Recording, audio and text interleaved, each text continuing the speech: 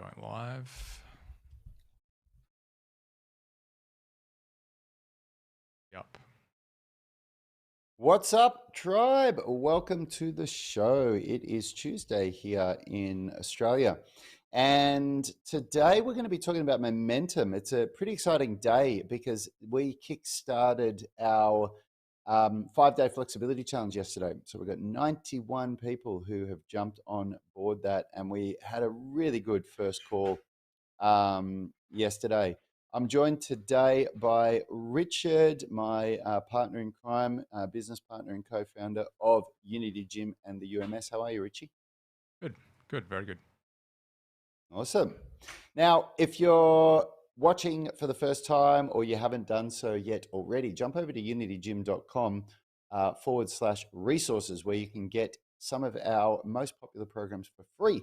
We have the 20-minute flexibility routine and it's unitygym.com /pages /resources. And you can get the 20-minute flexibility routine and the 10-minute warm-up routine, two of our most popular programs, absolutely free. And that'll bring you into our Facebook group, UMS Movement Mastermind, where we run things like the 5-day flexibility challenge. So we started yesterday. We got 91 really pumped people in there. We had a great first call. And today, the whole purpose of the show is to talk about momentum and the importance of momentum. It's very easy to start anything. Anyone can start. I love the saying, "Quitting smoking's easy. I do it every year." You can start something really easily, but it's the momentum that carries you through to the finish line that gets you to achieve those goals that's really important to develop. And, when we do something like the 5-day flexibility challenge, we get people a lot of momentum. We get people really fired up. We get people, charged on achieving their goals. And the momentum that they gain is what really needs to be harnessed and, followed through on. What do you think, Richie? Definitely. What do you think the key aspects of making sure that you keep momentum are, Rad? I was just thinking about it before. To me, a big one that stands out is being clear with what you want to achieve, like a goal at the start of the Mm. year, an end point. Yep. Yep. Absolutely. Like the goal is really the first thing. The goal is the spark that gets you going. And if you don't have that, then it's very hard to gain that momentum. And then I'd say the second thing is to go deeper and figure out why that goal is important to you. We always do that exercise, and the why is what turns that spark into a raging fire. And that's really important because those days where you don't want to get out of bed and train, the goal isn't enough, but the why is what's going to get you going. And then the next thing that I would say is really it's what we talked about yesterday in the first coaching call for the 5-day flexibility challenge, which is the identity shift. You have to change your identity because like your everything that you're experiencing in life right now is a result of your environment. It's a result of who you are, of the choices you've made, and there are sometimes there's circumstances that are outside of your control. But in our experience with the people that we deal with, that's very, very rare. And we see that all the time, don't we, Richie? We see people that choose to make change and reap the rewards and get the results that they want. And then we see people who choose to not make change and they don't get the results that they want. And what precedes the change, what comes first, what comes before the results is the identity shift. Because if you don't like, a classic example is weight loss. Okay. If you want to lose weight, you want to lose 30 pounds and tone your body up and, look and feel more confident, then, but if you see yourself as somebody who's 30 pounds overweight, then you will behave in a way that maintains the way that you see yourself. So you can fire yourself up every day. You can have these goals, and put them on a vision board and do all these things as much as you want. But if your identity is a 30-pound overweight person, then you're going to eventually continue to behave like a 30-pound overweight person, which is that you make different decisions around prioritizing training, around the way that you eat, the food choices that you make, and the way that you prioritize your rest and recovery than somebody who isn't overweight and who, on the contrary, who has a fit and toned body. Those two people behave differently. There's a different identity there. And, for myself personally, I can relate to this. In my 20s, my identity was that I was somebody that I was like a party animal, like so many other people in their 20s. And I made decisions around, hedonism, going out and getting drunk and taking drugs on the weekends and, living for the weekend. My whole week was all about living for the weekend. And that's an identity that I had. And I tried to break those habits, to break those routines and get a different result in my life for years. For years and years and years, I tried to do it. It would have been, honestly, it would have been the better part of, you know, 5 years, 6 years, like almost the whole second half of my 20s. It was when I was about in my mid 20s that I was like, wow, this is enough for me. But I could never do it. And was just beating myself up about it.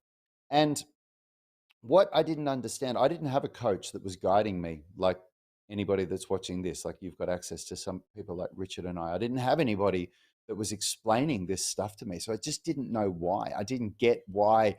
Like I was writing my goals down and I watched The Secret 10 times and I had vision boards and I was reading affirmations and all of that. But the result, I still was behaving. I was defaulting to the same behavior and I was, defaulting to these, you know, patterns that were keeping me in that place. And what really happened when the changes were made, I revealed this story in the 5-day flexibility challenge yesterday in the coaching call. Was there was an event that happened where I went to a coaching workshop with a guy named Ido Portal, and the whole experience really held a mirror up to the fact that every excuse or reason that I had that I wasn't where I wanted to be was all just rubbish. It was all just stories that I'd made up in my head. None of it was real. It was only real because I was making it real. And on that day, I changed my identity.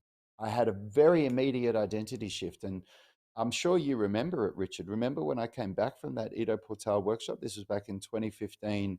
And it was really, for me, it was the birth of the UMS because it was at least the point where we started talking about that we need to change the way we do things. And remember how fired up I was. I was like everything about me changed. I never went back to the old person. It changed the way I behaved, and because it changed the way that I behaved, that obviously produced results that I'd never been able to produce before.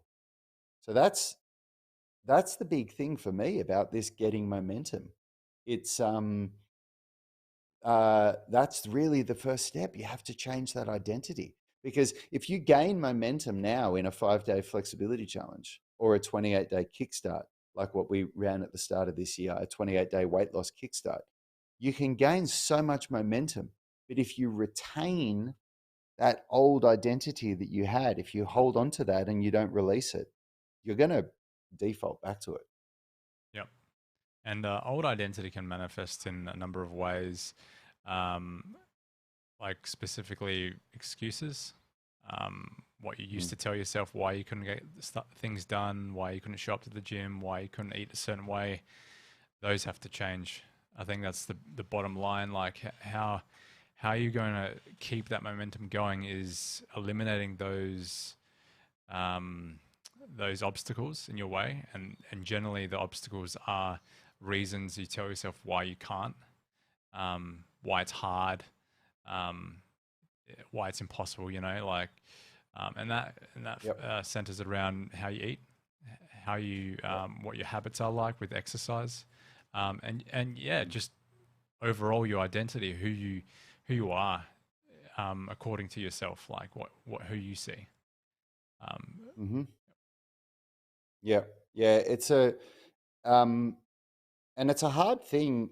Look, in all honesty, it can be one of the easiest things you'll ever do, and also one of the hardest things you'll ever do, because the, to change your identity, it's a really big deal for a lot of people. But it just comes down to it comes down to how aware you are of your pain points for wanting to change. Like, if people in our flexibility challenge, obviously they want to get flexible. So you have to, this is where it goes back to the why. You have to get in touch with the why do you want to get flexible? How painful is it for you that you're not flexible, that you haven't achieved this? Now, for me, when I went to this Ida Portal workshop when I was in my mid 30s, I think I was 36. It was excruciatingly painful for me. It was unbearably painful that I had been doing martial arts for 20 years, and I had a big ego, and a massive part of the identity that I had was that I was this martial artist and I was really capable at it. And I was, um, you know, I believed that that made me better at movement, at other things like calisthenics or handstands, other movement things that I learned on this workshop, than I actually was. And that was, for me, that was unbearable. And I'm fortunate enough that I was really in touch with my why, like why I trained, why I did things, because I challenged myself on that before, so that I could get in touch with that pain enough to know that this is something that I was willing to really make massive change around. And I think that's, a lot of people aren't honest enough with themselves. A lot of people aren't honest enough with how painful it is for them that they're not doing something. And if there's, it's like saying, you can't cure cancer unless you acknowledge that you've got cancer. Like, I can't, if you were a doctor and somebody came to you and they weren't even willing to acknowledge that they had cancer, there's no possibility to cure it. So if you can acknowledge that you have this issue that you want to solve, and then get in touch with what the pain that that's delivering for you is, then I believe that that's a really, really important step to then say, okay, well, I'm going to change my identity. Because again, I know this is a big rant, but you know, because the identity shift, it's massive. It's like, it's like, I used to say to myself, well, I don't have the time to do this, because I'm not going to do it at this time in the evening. I like, that's my time to sit down and watch Netflix, or I'm not going to do it at that time on the weekend, because that's my time, to play video games and chill out or whatever. But then you think to yourself, the person that is as flexible and strong as I want to be, and that can do these feats of calisthenics, these are my goals. This is for me. Do they do that? Does that person that I look up to on Instagram and YouTube, do they say, no, I don't have time for training because that's my time to watch Netflix? No, they don't. The person that has achieved those goals behaves in a different way. So that's how that identity shift happens. And that identity shift, to go back to Richard's question, is what I believe is absolutely critical to get that momentum and to carry it through. Because without the identity shift, if you still identify with the old person, the time's going to come up again where it's the time of, do I go to bed at now when I know I have to get my 8 hours sleep so I'm going to be able to get up and train tomorrow, or do I stay up with my spouse and watch, my favorite Netflix show? And when that point comes, if you still identify as the person who's 30 pounds overweight, it's not going to be a question. You're going to watch Netflix, and then you're not going to go to your training, and that's going to happen a couple of times in a row, and you're going to lose all that momentum. And yeah, I think it's really powerful, that statement what you said. Like, do the people that I look up to do this? Do the people that I look up to follow this idea? And it's generally no. Like, if you're questioning what you're doing, then it's generally like you shouldn't do it. Like, I like to think about, I do this with myself as well. Like, if I'm questioning going to the gym, I think, well, does The Rock miss a workout? Do I think about someone I look up to that has achieved success, but also has a a driven, very strong values around, you know, their training, do they do that? And no, they go to the gym. Yep. They Yep. do that extra set. They, you know what I mean? So if we can Yep. look at the people that are successful, that are at that high level, um, and try to essentially copy their beliefs around training, diet, and everything, then I think we're going to put ourselves on the right path, and make the right Yep. decision. If you're Yep. thinking about, should I have this cookie in the pantry, would The Rock do it? Probably not. Well, actually, I don't know too much about The Rock's diet. I'm sure he Here's eats a what he cheat wants because meal. he trains hard enough. Yeah. But you know what I mean. Like, you ask yourself, does the person that I look up to do that? You know. Yep. Yeah, absolutely. All right, tribe. Look, we are definitely over time. I'm just going to quickly comment here. You know, Kurt's saying that it helps to have people around you that support and align with your identity and goals. Kurt, I would argue that it doesn't help. I would argue that it's critical. And one of the hardest things that you'll ever go through if you really want to change your identity is that a lot of the people that are around you that are near, that you feel are near and dear to you, are not going to support that identity change. They're just not going to. And I've um, I've completely transformed relationships with some of my closest friends that I used to see 2 or 3 times every week, because that was those were people that I was hanging out with and drinking and smoking weed with, and you know, just hanging around and watching Netflix all the time, you know. And when I realized who I wanted to be, versus who I was, that's that identity shift. It was very, very clear that these relationships were not going to get me there. And that is one of the hardest things that I think anybody will go through with an identity shift, because people try to say, no, no, no. I tried to say, no, I can maintain these relationships, and still be that new person. And it can't be done. It cannot be done. And that doesn't mean that I never see those people again. It doesn't mean that I'm like, you know, stuff you, I'm not going to spend time with you, or I'm better than you, or whatever. But it certainly meant that the amount of time and energy that you give to them, it completely has to shift. And unfortunately, in my experience, that's one of the key reasons why most people aren't willing to, you know, to create that identity shift. You know, it's the way it is. Vinny, I feel you, man. It is tough, but I believe in you. You're a very strong person, and I believe that you're going to come through this. Just keep keep your identity strong in your head. Um, Does The Rock miss a workout? No. Will has said. Christy's saying Yanni made a comment a couple of years ago that really caused me to change how I saw myself. He said, "You have to train, eat, and think the way the new, thinner, stronger, and you will train, eat, and think." That you need to do that now, not after you lose the weight. Yeah, that's absolutely right, Christy, because that's not how results work. You don't you don't get the results and then start behaving the way that the person that maintains those results lives. You start behaving in the way that the person that has the results behaves way before the results are there. And then the results come as an outcome of that. Yeah, Kurt's saying trimming the fat physically and in relationships. It's really hard. It's really hard because, you know, like, I'm talking from personal experience here. That a lot of the people that I've had to really, you know, I'm being really careful the way that I choose these words here, because these are people that I love and that are near and dear to my heart. Um, but you have to detach with love. You have to detach with love and move on in the direction that your new identity is moving in, irrespective of what it does to any of the other relationships around you. Or you have to accept that you are not going to achieve the results that you want. And I'm sorry if that sounds blunt, but it's the truth.